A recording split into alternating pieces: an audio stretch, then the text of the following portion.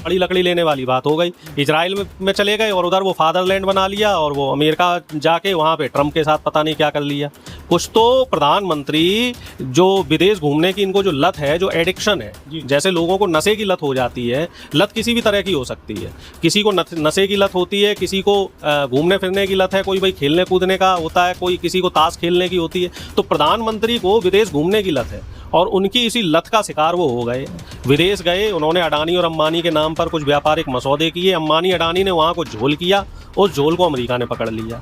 वहीं घुमा फिरी में एपस्टीन में कुछ वो फाइल बनवाए आए। अब वो फाइल क्या है क्या नहीं है, वो चीन तो कहीं भी किसी भी स्थिति में नुकसान की स्थिति में तो नहीं है, तो चीन अमेरिका की बात क्यों मानेगा? चीन को सीधा सीधा फायदा हो रहा है, फायदा हो रहा है, और कहीं ना कहीं दुश्मन का दुश्मन दोस्त होता है। चीन को पहला फायदा ये है कि उसको गैस मिल रही है सब्सिडाइज रेट में, दूसरा फायदा ये है उसको तेल मिल रहा है, तीसरा फायदा ये है कि उसके यहाँ से सामान ईरान जा रहा है तो चीन को पैसे भी नहीं देने पड़ रहे हैं। इधर से चीन ईरान को सामान भेज रहा है, उधर से उनको तेल और गैस मिल रही है। तो चीन का तो काम बिल्कुल टनाटन है। एक तरीके से जो हमारे यहाँ मुहावरा चलता है, चीन की तो पौ 12 हो रखी है। तो चीन क्यों अमेरिका जैसे देश के चक्कर में पड़ेगा? बड़ी मुश्किल से तो चीन उनके शिकंजे से निकला है। चीन को 30 साल 35 साल अमेरिका की गुलामी झेलनी पड़ी, अब तो बड़ी मुश्किल से वहाँ से फंदे से निकला है चीन। और अब वो दोबारा क्यों इनके फंदे में आएगा? अभी तो जो टाई अप चीन और रूस के बीच में ईरान के साथ जो चल रहा है वो सही चल रहा है। नमस्कार, स्वागत है आपका। मेरा नाम है विपिन विभाग। हमारे साथ हैं कांग्रेस के वरिष्ठ नेता डॉक्टर अरुणेश यादव। स्वागत है अरुणेश जी। बहुत बहुत शुक्रिया।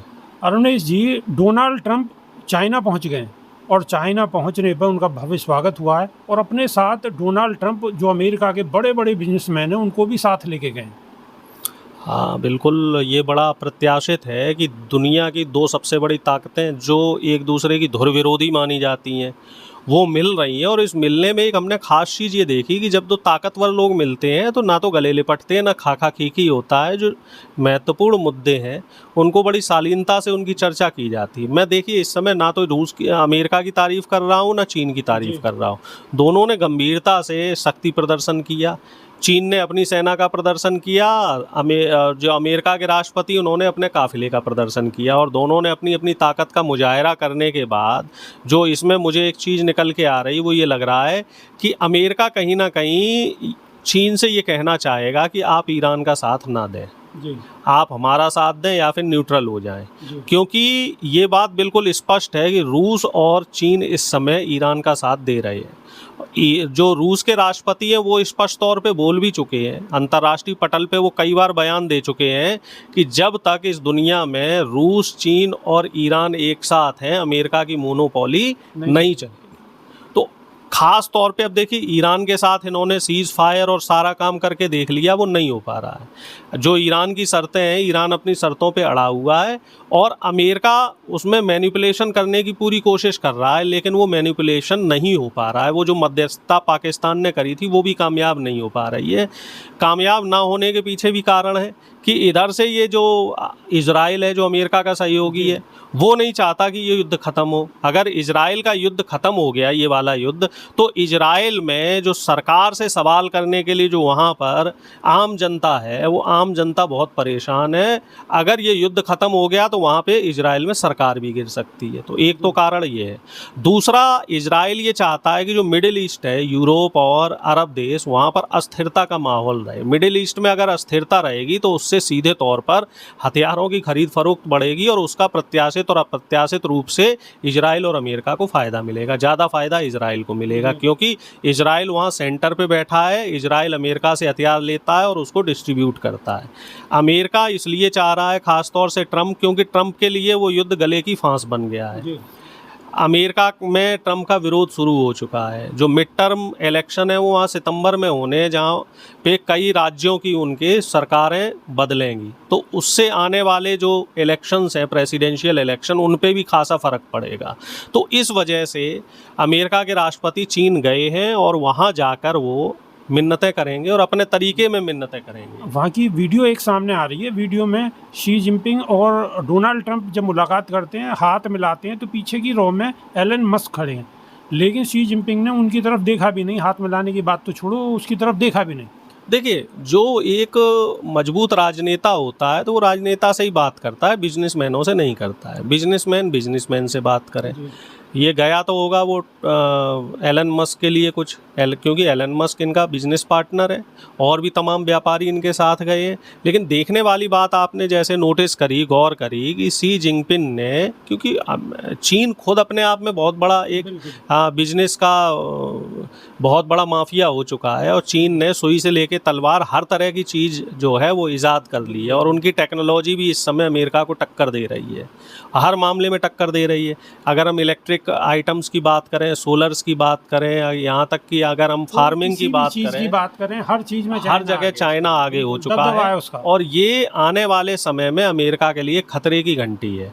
तो शायद इसी वजह से ट्रम्प ऐसा सोच रहे हैं कि इनको कुछ ऐसा लुभावना, कुछ प्रलोभन दिया जाए, कुछ लालच दिया जाए चीन को, कुछ ऐसे व्यापारिक सौदे किए जाएं जिससे कि ये ईरान से अलग हो जाएं और हमारे जो गले में सांप पड़ा हुआ है अमेरिका के गले में, वो अपने गले का सांप निकालना चाह रहा है। आपको क्या लगता है कि ऐसा होगा? देखिए, मुझे मौजूदा हालात देखते हुए तो नहीं लग रहा है, क्योंकि चीन तो कहीं भी किसी भी स्थिति में नुकसान की स्थिति में तो नहीं है, तो चीन अमेरिका की बात क्यों मानेगा? चीन को सीधा सीधा फायदा हो रहा है, चीन को फायदा हो रहा है और कहीं ना कहीं दुश्मन का दुश्मन दोस्त होता है। चीन को पहला फायदा ये है कि उसको गैस मिल रही है सब्सिडाइज रेट में, दूसरा फायदा ये है उसको तेल मिल रहा है, तीसरा फायदा ये है कि उसके यहाँ से सामान ईरान जा रहा है तो चीन को पैसे भी नहीं देने पड़ रहे हैं। इधर से चीन ईरान को सामान भेज रहा है, उधर से उनको तेल और गैस मिल रही है। तो चीन का तो काम बिल्कुल टनाटन है। एक तरीके से जो हमारे यहाँ मुहावरा चलता है, चीन की तो पौ 12 हो रखी है।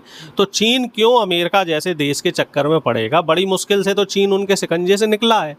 चीन को 30 साल 35 साल अमेरिका की गुलामी झेलनी पड़ी, अब तो बड़ी मुश्किल से वहाँ से फंदे से निकला है चीन, और अब वो दोबारा क्यों इनके फंदे में आएगा? अभी तो जो टाई अप चीन और रूस के बीच में ईरान के साथ जो चल रहा है वो सही चल रहा है। बिल्कुल। अरुण जी, अगर इजराइल की बात करिए, हमारे प्रधानमंत्री, यशस्वी प्रधानमंत्री इजराइल गए, और इजराइल ना जाते हुए उस दौर में अगर प्रधानमंत्री जी और विदेश मंत्री जी सही रणनीति से काम करते तो शायद उन्हें ये आज जो आह्वान कर रहे हैं ये शायद आह्वान नहीं करना पड़ता। ईरान हमें फ्री में तेल दे रहा था सब्सिडाइज रेट में, रूस हमें सब्सिडाइज रेट में तेल दे रखा था। वो कहते हैं ना, आ बैल मुझे मार, वो पड़ी लकड़ी लेने वाली बात हो गई। इजराइल में चले गए और उधर वो फादरलैंड बना लिया और वो अमेरिका जाके वहाँ पे ट्रम्प के साथ पता नहीं क्या कर लिया। कुछ तो प्रधानमंत्री जो विदेश घूमने की इनको जो लत है, जो एडिक्शन है, जैसे लोगों को नशे की लत हो जाती है, लत किसी भी तरह की हो सकती है। किसी को नशे की लत होती है, किसी को घूमने फिरने की लत है, कोई भाई खेलने कूदने का होता है, कोई किसी को ताश खेलने की होती है। तो प्रधानमंत्री को विदेश घूमने की लत है और उनकी इसी लत का शिकार वो हो गए। विदेश गए, उन्होंने अडानी और अंबानी के नाम पर कुछ व्यापारिक मसौदे किए, अंबानी अडानी ने वहाँ को झोल किया, उस झोल को अमेरिका ने पकड़ लिया। वहीं घुमा फिरी में एप्स्टीन में कुछ वो फाइल बनवाए आए। अब वो फाइल क्या है क्या नहीं है, वो राहुल गांधी एप्स्टीन फाइल का बहुत जिक्र करते हैं, राहुल गांधी एप्स्टीन फाइल का बहुत जिक्र करते हैं। नहीं तो अब कुछ तो दाल में काला है, क्योंकि वो लोकेशन निकलवाई गई, तमाम वीडियोस आ रहे हैं, तमाम फोटोज आ रही हैं, तो वहाँ पर सारी चीज़ें कुछ इस तरीके की हैं कि प्रधानमंत्री इन्वॉल्व है। ना तो प्रधानमंत्री ट्रंप के लिए कुछ बोलते हैं, ना प्रधानमंत्री एप्स्टीन फाइल पे कुछ बोलते हैं, और उनके मंत्रिमंडल में भी खासी खामोशी है।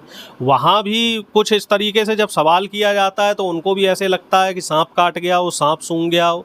तो चीज़ें उसी तरफ इशारा कर रही हैं कि इस तरह इस समय जो मोदी है, मोदी परेशान है इजराइल और अमेरिका की वजह से, और ट्रंप परेशान है ईरान, चीन और रूस की वजह से, और इजराइल परेशान है ईरान की वजह से। तो सबकी पूंछ किसी ना किसी ने दबा रखी है। और देश परेशान है, देश परेशान है मोदी की वजह से। ये मोदी जी आए दिन जो टीवी पे प्रकट हो जाते हैं और हमसे त्याग और उसके लिए कुछ कर देते हैं, तो इससे बढ़िया तो प्रधानमंत्री जी किसी दिन आप प्रकट होकर अपना त्याग पत्र ही दे दो, सारा फसाद ही खत्म हो जाएगा। प्रधानमंत्री आए 8 बजे और ये बोल दें जी अब मैं प्रधानमंत्री नहीं हूँ, अब मैं मोक्ष और वैराग्य धारण कर रहा हूँ, तो देश की आधी से ज़्यादा मुसीबतें ख़त्म हो जाएंगी। एक तो वो अमेरिका हमें धमकाना बंद कर देगा, इजराइल से हमारा जो फादरलैंड कर रखा है वो बंद हो जाएगा, हमारे रूस से संबंध अच्छे हो जाएंगे, हमारे जो पड़ोसी देश हैं जैसे बांग्लादेश है, नेपाल है, चीन है, इनसे संबंध ठीक हो जाएंगे, श्रीलंका है। तो हमारी तो सारी मुसीबतों की जड़ एक ही है, वो है प्रधानमंत्री का इस्तीफा। तो अरुणेश यादव जी ने एक तरीका बता दिया निजात पाने का। अब ये तरीका सही है या गलत, ये फैसला आप करेंगे और कमेंट के माध्यम से अपनी राय ज़रूर रखेंगे। तो अभी के लिए सिर्फ इतना ही। बहुत बहुत शुक्रिया। जी धन्यवाद। नमस्कार।